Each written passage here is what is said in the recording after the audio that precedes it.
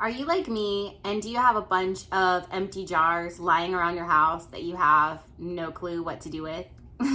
Well, stay tuned because I'm going to show you 3 different ways that I painted my jars and will be using them as a product to sell on my website. Stay tuned.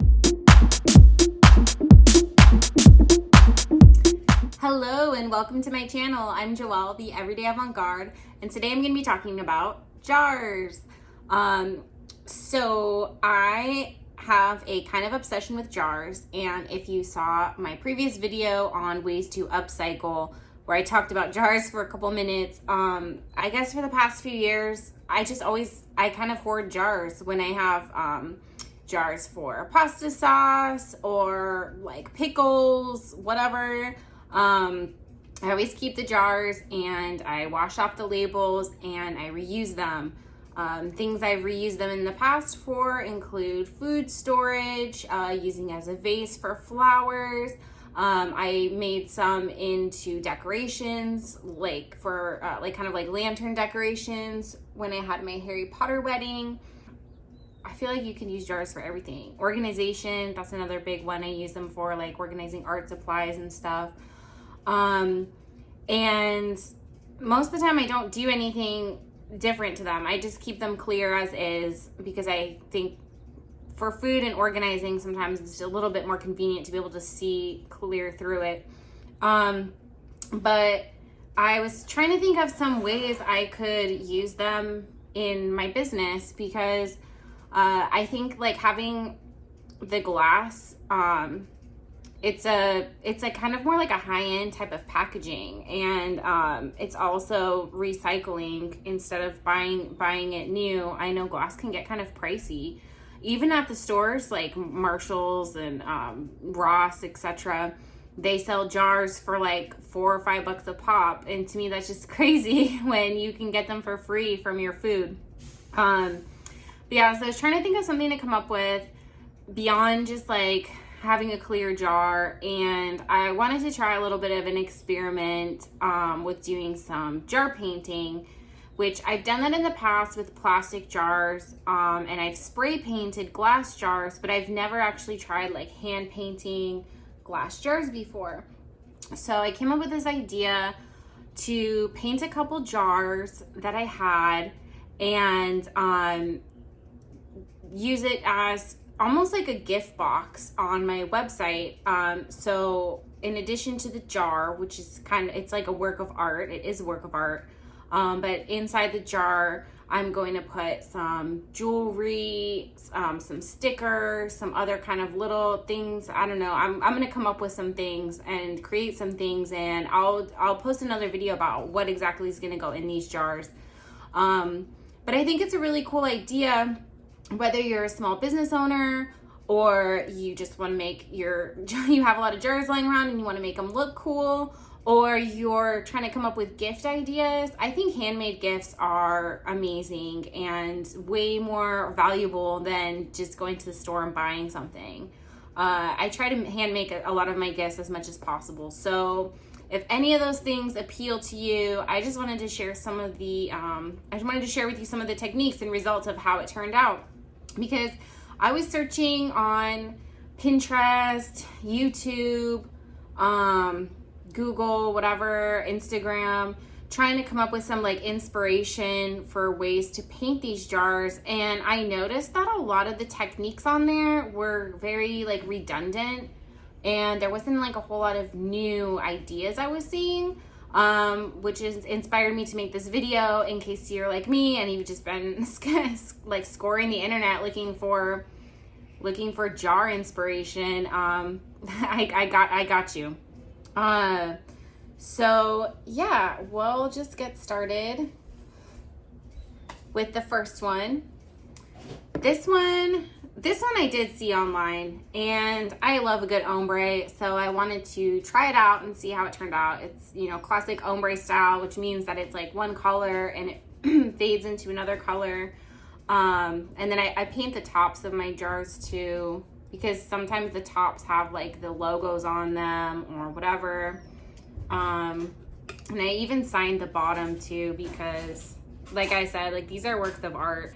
So this technique is, of all the jars that I'm going to show you in this video, this is one I would recommend for a beginner. The technique is pretty simple. You just pick your colors. I think I just picked 3 colors, the purple, magenta, and a light blue. I might have mixed a little bit of white. I'm not sure.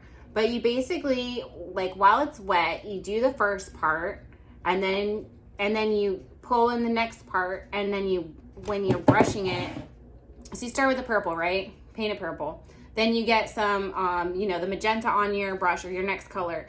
And on this top part of the purple, while it's still wet, you start with the magenta, and you do that until all of the purples like kind of pulled out, and then you just keep adding more and more magenta and go up. And if you're doing it while it's wet and you're just, go in the same direction, you don't go back down. When you start from here, you got to keep going up with the different colors. That's how you get this nice transition without the colors bleeding. Like, there's no pink down here and there's no purple up here, because I did it starting from the bottom and then just slowly going up. And then obviously, once this pink part was done, that's when I started incorporating the blue. And then I just did like a mini kind of version of that technique here on the lid. And then of course I also got to put I put a glitter sticker with my little branding of my business. Yeah, so that's the first jar. I'm really happy with how this one came out. And then the other nice thing about these two is, and then after these jars dried, I did put also like if you can notice, it has like a kind of glittery sheen. I used like a sort of holographic top coat to give it that nice like effect, because I love glitter, holographic, rainbow stuff. And yeah. And then after that's dry though, I coated the whole thing and the lid on the outside with polyacrylic, which is like a clear sealer. And then the inside, I actually tried doing a different technique, and I even did like a time-lapse video to make a video of, but then I ended up hating it and I repainted over it. So that's why the inside is this color. But the inside is still just normal glass. It hasn't been painted. So, the customer that ends up buying this jar with the products inside, I wouldn't use it for food. It's not food safe, but you could use it as a vase. If you put water in here with the flowers, it's not going to damage the paint because it has a sealer on it. But like I said, don't use it for food.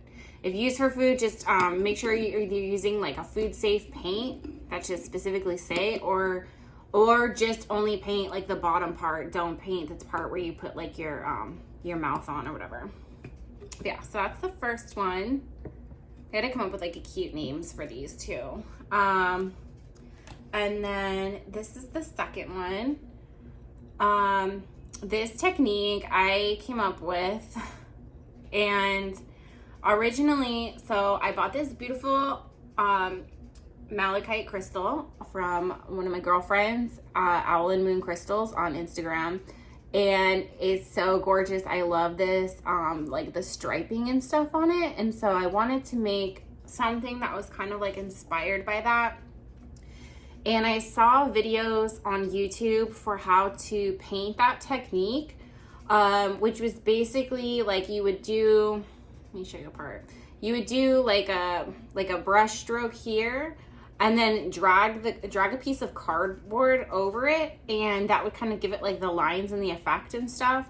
And it looks really cool. I might try it again on like a tabletop or a canvas, but on the glass and a jar, it was just kind of different, like it just wasn't working the same way when I was dragging it and stuff. It wasn't doing the same thing that it would normally do on canvas. And I would recommend too, if you are new to painting, or if you've never painted on glass before, it is a little bit different just because it's really slippery and non-absorbent, but before I painted these, I used a sponge brush, and I did my base color with the sponge brush. And the sponge, because if you just do brush stroke, like you'll see like there might be streaks of like clear through, like it doesn't give you even coverage. So if you're trying to cover the whole surface, I would recommend doing it with the sponge paint first, because that, like, the sponginess gives it like a more texture, and then so whatever you paint on top is gonna hold on really well, and you're not gonna have any like see-through spots. But yeah, so I tried the technique I saw on YouTube. It didn't work. So I was like painting the green, and then it looked okay, but I felt like it needed a little something extra. And then the green is done in like a color shifting type holographic sort of paint as well. But then to just like, what's the word? Emphasize like the details of the shaping I did with the green, because it was kind of hard to tell without these outlines. So I added the black with like a skinny paintbrush, and just kind of went random with like the shapes and the design and stuff. And I think this one is super cool, honestly. I was like, and did the top as well, and of course the bottom is signed by me.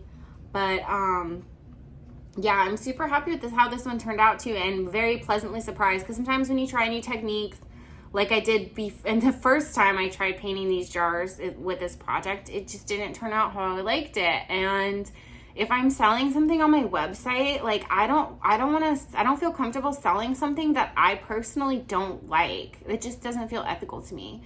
And I'm kind of like a perfectionist when it comes to stuff like that. And I want, people that are, if they're giving me money for a product, I want them to feel, I want to feel proud of what I'm selling, and I want them to really like it too.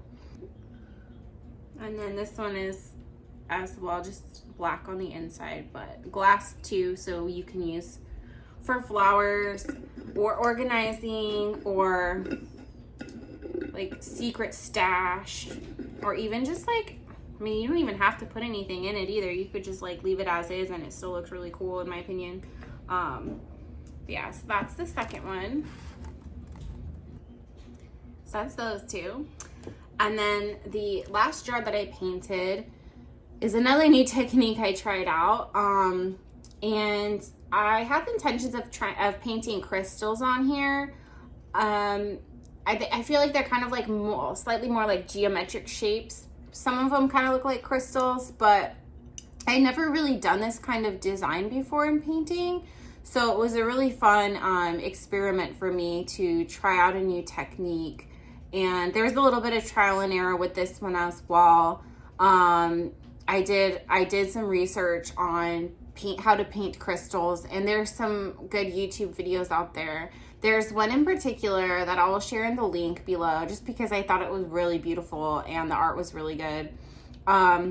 And I tried using this technique that the girl was doing, and she makes it look super easy in the video. But for me, again, I don't know if it was because of the glass, like if it was on paper, it would be different. It just wasn't quite working. So I had to play around with it and just kind of play around with the shading and stuff until it became like actually the way I really liked it. And how I did this one was, first I sponge painted it with different colors that you see, like the pinks, the purples, and I just covered the whole jar like that, but with different kind of splotches, and made it sort of random. And then I went back in with a black paint, and I did this black over it, leaving just like a few different shapes throughout, and then added the lines and extra shading, but I had that original like pink base coat to kind of go off. So if I didn't cover this whole area with paint, it still was gonna look like colorful because of the pink I'd already painted in the background. And then this one too, I did a holographic finish just on the crystal parts. I think it looks kind of neat when the black isn't glittery, and this is. I feel like it makes it like pop out more. Yeah, and this one I'm really happy with it too. I think it's so beautiful, and it came out really cool. And I feel like it's just like really unexpected, and I'm happy to share it with y'all, because like I said, I couldn't find like so much cool stuff about ways to paint jars. So, if it gives you some ideas, inspiration, whatever. And then this is signed as well. And then these took Honestly, they took kind of different amounts of time. Like this one was very fast for me to paint. Didn't take too long. This one took a little bit longer. This one I would say maybe like an hour or two. This one I would say like 3 or 4. But this one, oh my gosh, like this one took me so long. This one took me so long because I was trying a technique that I've never done before, and then sometimes parts of it were just not looking right, so I would redo them. And because there's so many different little spots with like all the different angles and everything, it was very and all the lines and stuff, it was very meticulous to just go through. Like this one, I couldn't even tell you exactly how many hours. I would say at least like 6, if not more, which maybe that's crazy to some of you more experienced painters. I mean, I don't know. I've done a lot of painting in my life, and honestly, I can't even tell you why this one took me as much time as it did, but it was a really good learning experience. And hopefully next time in the future, if I do this technique, it's going to be able to go a little bit more smoothly and quicker. And then because of the amount of time that I spent on, you know, they spend different amounts of time on these jars. So when I put them on my website, I'm intending to like have like 3 different tiers, sort of. Like this one's going to be the lower priced one, this will be a medium priced one, and this will be like my sort of high ticket one. And then depending not just on the quality of art, but like, you know, like this one, since it's a high ticket, I'm going to put more items in there. And like this one will have a little bit less items. Like they're all still gonna have like really cool stuff, but like that way, you know, the cost amount for the customer is gonna seem more like valuable beyond just the jar painting. But yeah, for like people that don't, you know, have a small business or aren't artists, it is important to know that like when we work on stuff, sometimes like it's easy to write it off and be like, oh, that should cost like $20. But then if you think about like, you know, how much you want to make per hour, if I spent like 12 hours, like I'm not a math person on it, but if I spent 12 hours and I only got $20, that's like definitely less than minimum wage. Which like, that's not cool. So like that's one of the things I like about small business is like, you never know like how much time someone put into something.